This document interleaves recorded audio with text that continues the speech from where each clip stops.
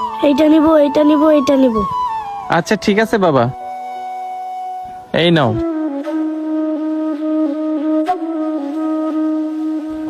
এই নাও, বলো তুমি আর কোনটা নিবা? বাবা আজকে অনেকগুলো চকলেট হয়েছে, আর নিব না। বাবা আমাকে ওই চকলেটটা নিয়ে দাও। চকলেট? তুই চকলেট দিয়ে কি করবি? আর তোকে চকলেট কিনে দেওয়ার মতো টাকা আমার কাছে নাই।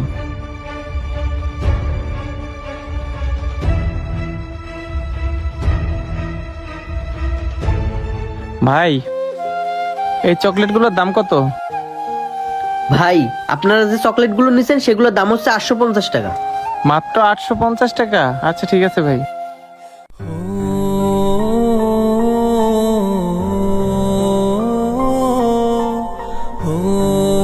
ভাই, আপনাকে একটা কথা বলি।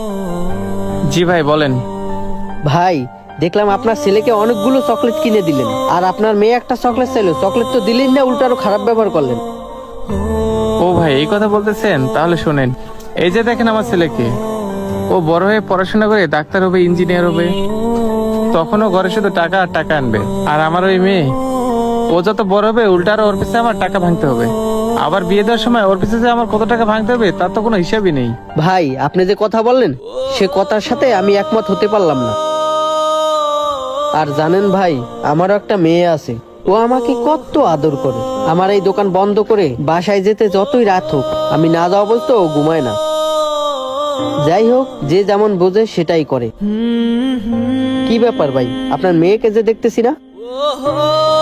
আরে মেয়েটা গেল কই? এই যে ভাই দেখছেন আমার মেয়েটা কত দুষ্টামি করে, আর আমার ছেলেটাকে দেখেন ও কত ভদ্র। বাবা, কিরে তুই কই গেছিলি? বাবা আজকে না তোমার জন্মদিন, তাই আমি তোমার জন্য একটা ঘড়ি আনতে গেছিলাম উপহার হিসেবে। ঘড়ি? এই ঘড়ি কেনার টাকা তুই কই পেলি? নিশ্চয়ই আমার পকেট থেকে টাকা চুরি করছিস। আমি তোর এই চুরির টাকার ঘড়ি হাতে দেবো? কখনোই না।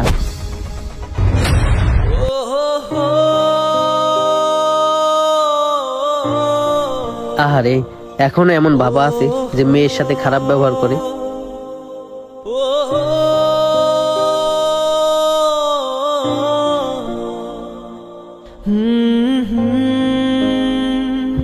আচ্ছা মামনি, তুমি তোমার বাবার পকেট থেকে টাকা চুরি করতে গেছো কেন?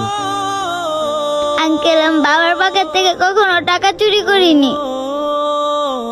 মা আমাকে প্রতিদিন 10-20 টাকা করে দিত, সেটা জমি আমি বাবার জন্য গিফট কিনছিলাম।